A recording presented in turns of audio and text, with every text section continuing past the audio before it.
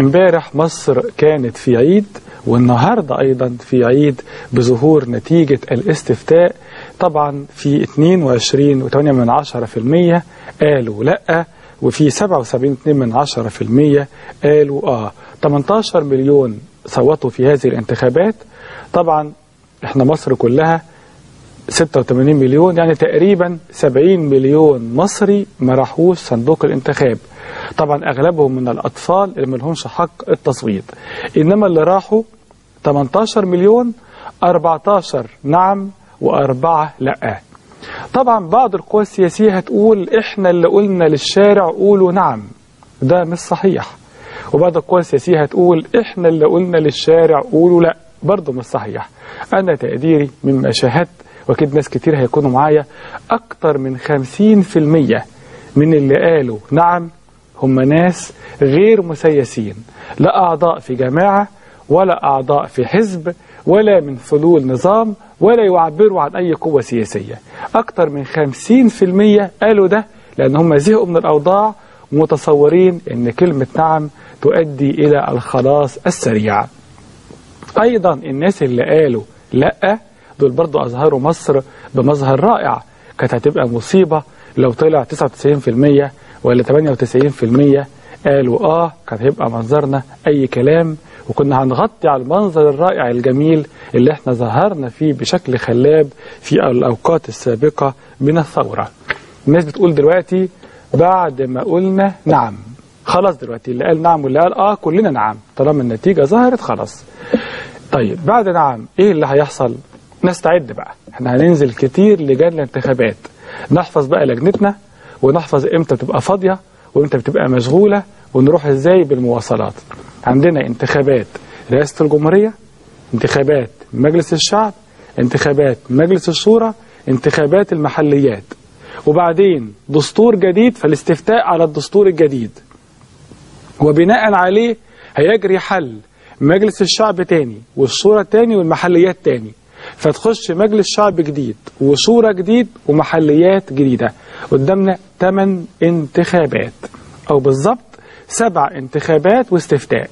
مرة تانية عندنا انتخابات رئاسة الجمهورية، مجلس الشعب، مجلس الشورى، المحليات، الاستفتاء على الدستور الجديد، مجلس الشعب، مجلس الشورى، المحليات.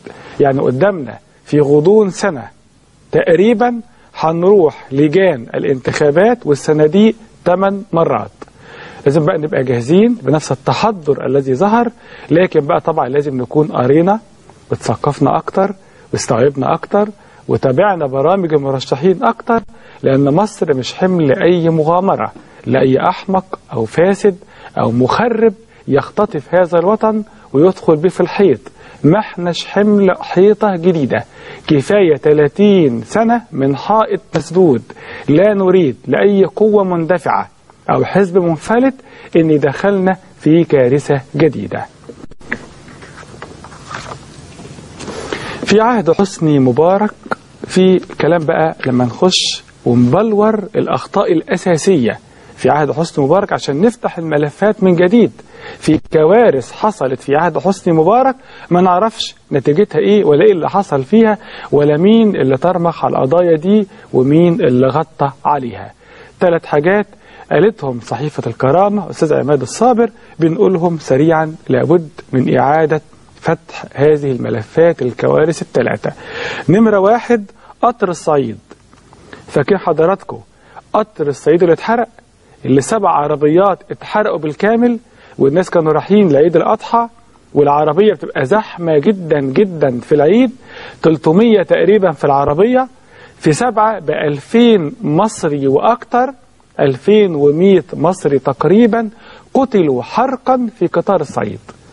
وبعدها ما نعرفش مين الذي تسبب وكيف حدث ذلك. فدي كارثة لازم نفتحها من جديد.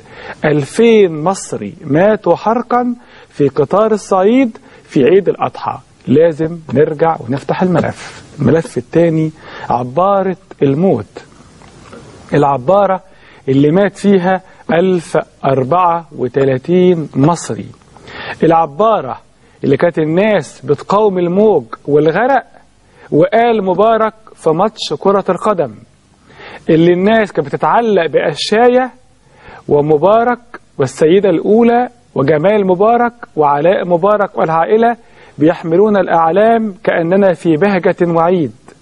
لابد أن يعاد افتتاح النقاش في هذا الملف ويعاد التحقيق في ملف من قتل 1000 مصري في البحر الأحمر في عبارة الموت.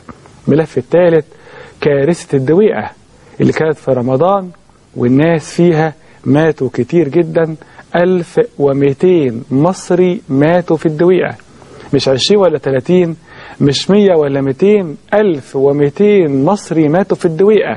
وفي كلام ان كان في خبراء جاهزين وقالوا يا جماعة نخش ونكسر الصخور ونعتمد على حاجات ونطلع بعض الأحياء.